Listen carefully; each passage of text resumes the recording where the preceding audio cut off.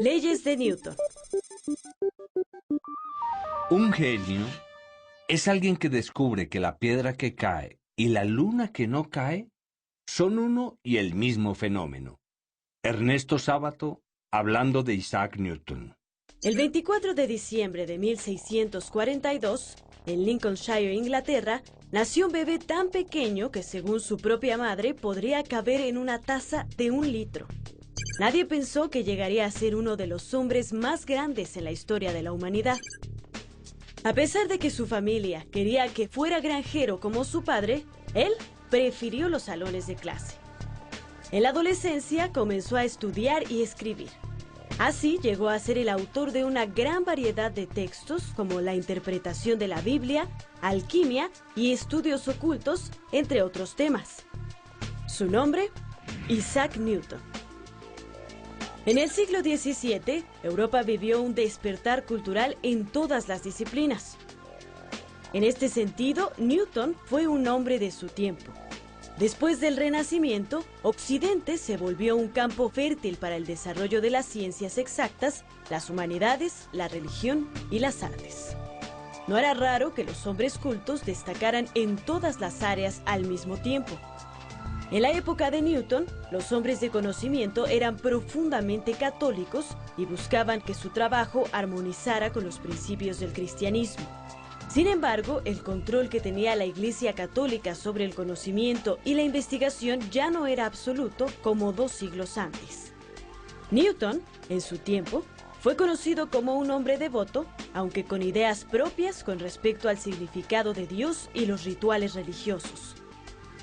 Además, tuvo éxito como investigador en diferentes áreas y también como político. Siempre fue un hombre de costumbres extrañas que se fueron acentuando con la edad. Fue miembro del Parlamento de Inglaterra durante varios años, y aunque durante todo ese tiempo solo levantó la mano para quejarse de la temperatura de la sala en que sesionaban, sus conocimientos de matemáticas le permitieron comprender las finanzas de su país. Como funcionario, revolucionó varios aspectos de la economía nacional, y su labor política le valió el título de Caballero de la Corona. La gente cercana a él decía que nunca tuvo tiempo ni deseo de divertirse. Cuando murió, la autopsia indicó que su cerebro había sufrido daños por el mercurio que empleaba en sus experimentos de alquimia. La vida de Isaac Newton sin duda está llena de sorpresas.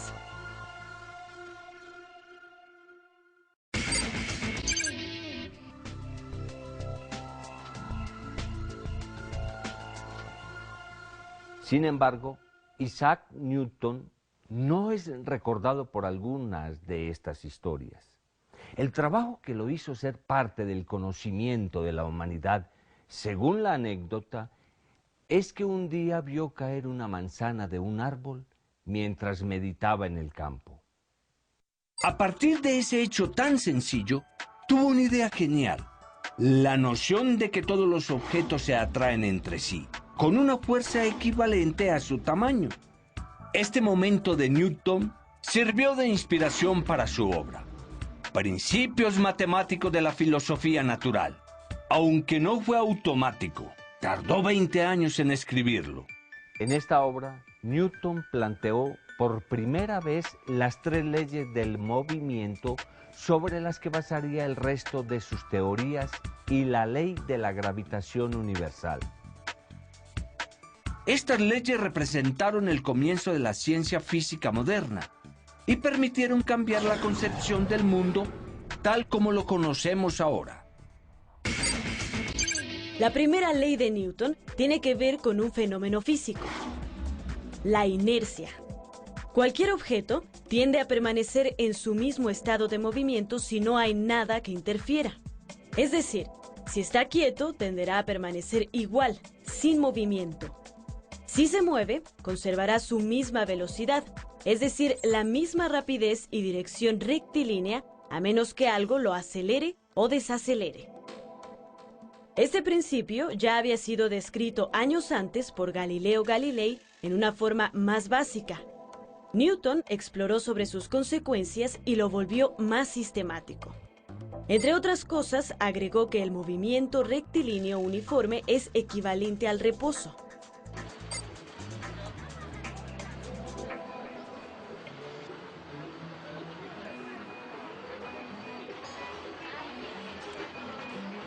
Un ejemplo claro de este fenómeno lo podemos sentir cuando visitamos los juegos mecánicos. Como puede ser en la Medusa.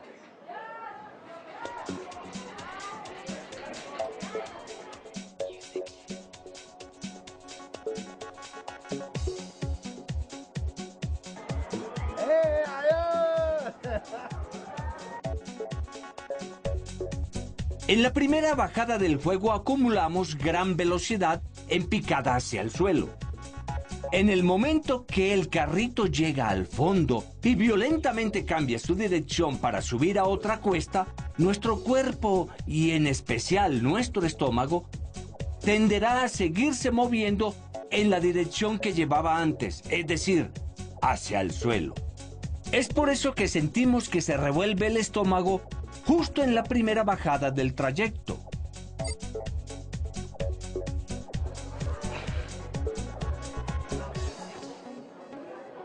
La razón por la que casi nunca observamos que los objetos están en línea recta sin cambiar su estado de movimiento es porque aquí en la Tierra nunca estamos aislados de otros objetos. La Tierra nos jala hacia su centro y el aire frena todo lo que se mueve.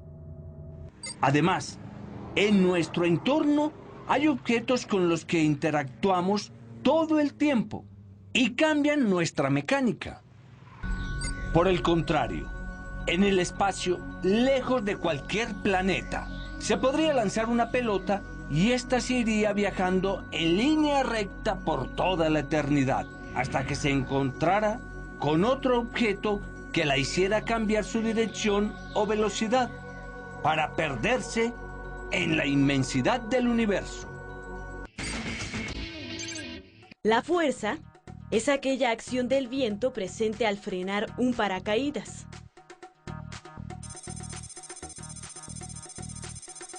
Es lo que hace que una bola de billar salga disparada al ser golpeada por otra. También, la fuerza es la que nos mantiene pegados al suelo aquí en la Tierra y hace que todo caiga si no lo detenemos.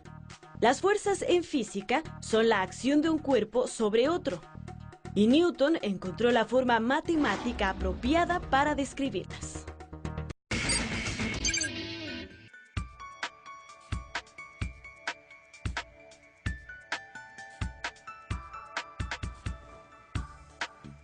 Moverse a velocidad constante significa que no haya cambios en nuestro estado de movimiento. Entonces, el cambio provocado por una fuerza tiene que significar un cambio en la velocidad, y un cambio en la velocidad es una aceleración. De esta forma es como la fuerza se relaciona con la aceleración. Para describir la relación entre la fuerza y la aceleración, necesitamos definir el concepto masa. La primera ley de Newton dice que todo objeto conservará su estado de movimiento a menos que una fuerza actúe sobre él para cambiar dicho estado. La inercia es algo que sucede a cada objeto, pero que no es igual para todos. Algunos objetos son más difíciles de mover que otros. Por ejemplo, podemos lanzar una pelota de tenis a lo largo de un patio sin ningún problema, pero no podemos hacer lo mismo con una bola de hierro. ¿Verdad que no es igual? Esta inercia, es decir, la dificultad para cambiar el estado de movimiento de un cuerpo, es mayor para objetos que poseen más masa, como la bola de hierro, y es menor la dificultad para los cuerpos que poseen menos masa, como la pelota de tenis.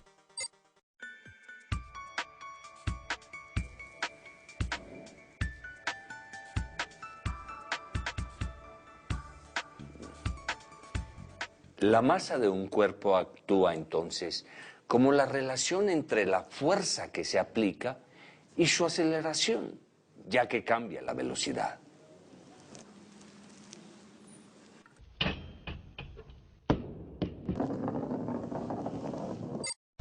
Newton lo expresó así: el cambio de movimiento es proporcional a la fuerza motriz impresa y ocurre según la línea recta a lo largo de la cual aquella fuerza se imprime. Esto se puede resumir con la siguiente ecuación: fuerza es igual a la masa multiplicada por la aceleración.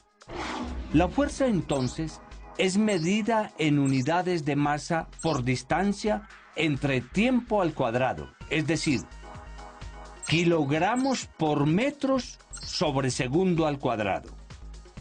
Como resulta muy largo, a esta unidad se le nombró Newton. Esto es solo una de las muchas cosas que llevan el nombre del ilustre físico. Pensemos ahora en la fuerza con la que la Tierra nos atrae hacia su centro. La aceleración que se requiere para esta fuerza es provocada por la gravedad de la Tierra, por lo que se le llama aceleración gravitacional, y su símbolo es la G. Esta aceleración gravitacional es la misma para cualquier objeto cerca de la superficie terrestre, y la fuerza que le corresponde cambia solo de acuerdo con la masa. G tiene un valor estándar de 9.81 metros sobre segundo, cada segundo, o metros sobre segundo al cuadrado. Para realizar cálculos podemos considerar un valor redondeado a 9.8. La gravedad de la Tierra en realidad cambia con respecto a la distancia que nos encontremos de su centro. Si nos alejamos de la Tierra, la gravedad se va haciendo menor.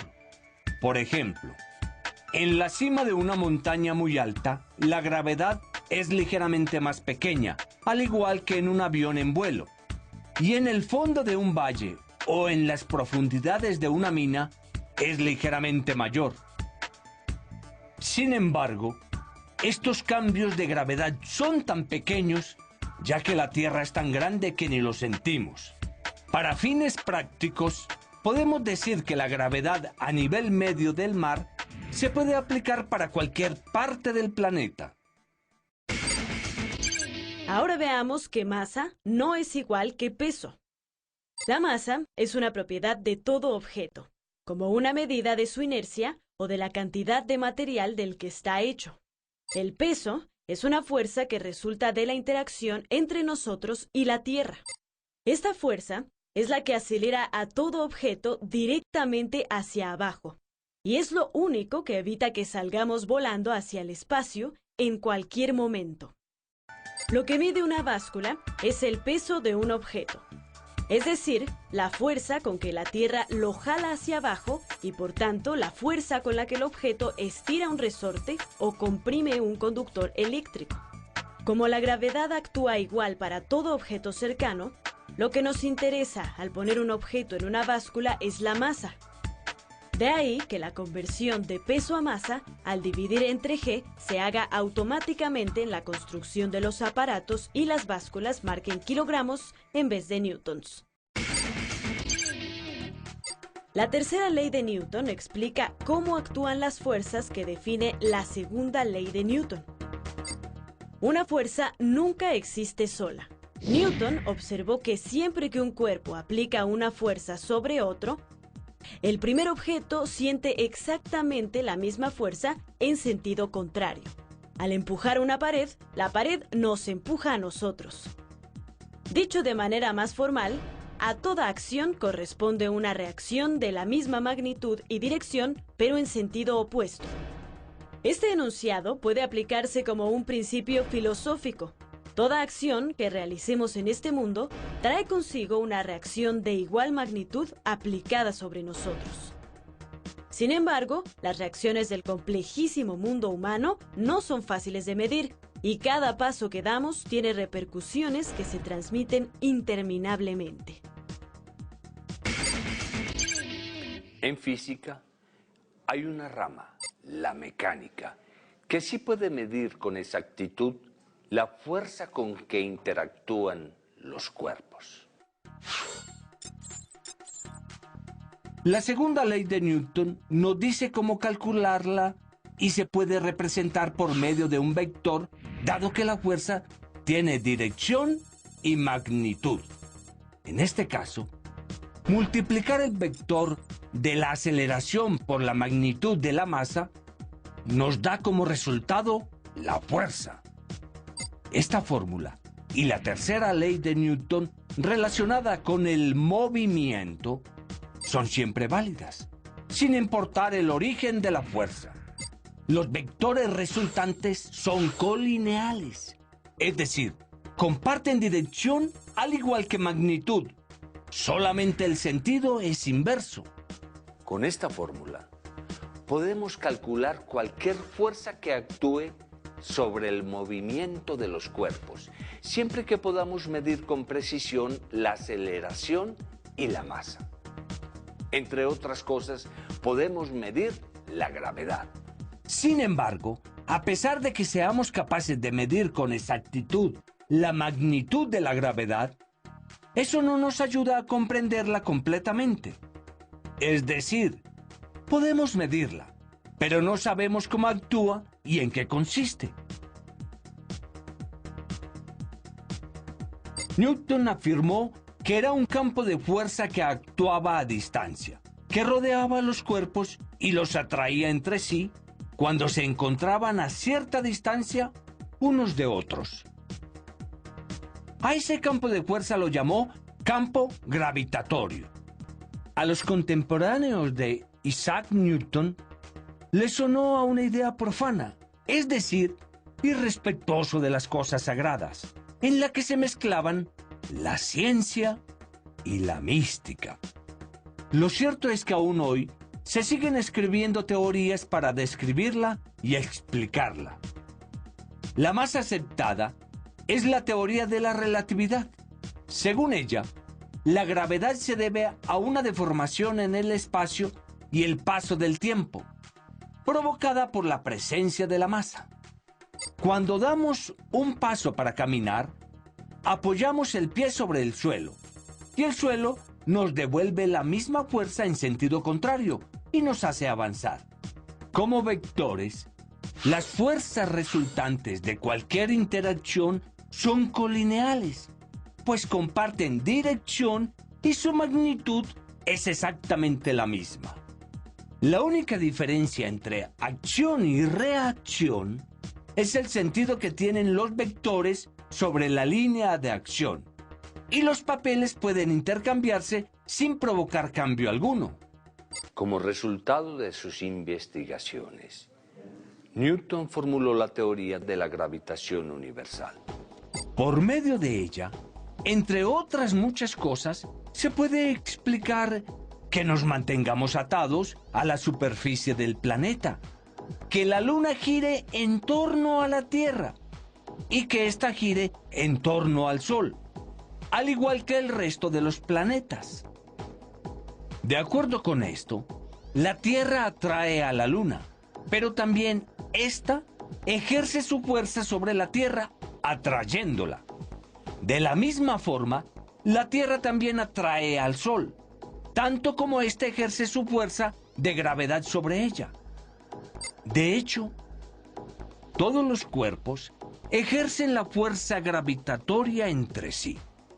Incluso, cada uno de nosotros ejerce su fuerza de gravedad sobre la Tierra. Solo que la diferencia de masa entre una persona y el planeta hace que la fuerza que actúa sobre la Tierra sea casi inexistente. La gravitación universal se puede explicar matemáticamente como sigue. Por ejemplo, si tenemos dos cuerpos con una masa de magnitud cualquiera, m1 y m2, los cuales se encuentran a una cierta distancia entre sí, indicada por la letra R, entonces la fuerza de gravedad se puede obtener al dividir el producto de la masa 1 y la masa 2 entre el valor de R al cuadrado. Y el resultado se multiplica por el valor de la constante de gravitación universal, que es de 6.67 por 10 a la menos 11 newtons por metro cuadrado sobre kilogramo cuadrado. Esa constante se indica por medio de una G mayúscula. Multiplicar por 10 a la menos 11 significa recorrer el punto decimal 10 lugares a la izquierda, agregando un 0 cada vez después del primer 6. La fuerza es igual a masa por aceleración.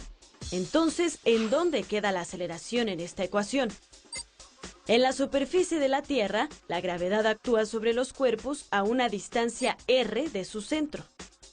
La aceleración de esta fuerza de gravedad es igual a la masa de la Tierra entre el valor de r al cuadrado, multiplicado por la constante de gravitación universal. El resultado se expresa en unidades de metros sobre segundo al cuadrado.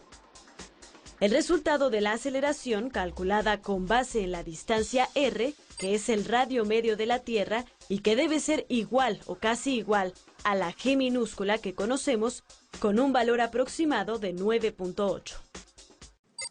Como vimos al principio, la obra de Newton fue mucho más amplia. Pero nada tuvo tanto impacto en nuestra vida como sus investigaciones en física.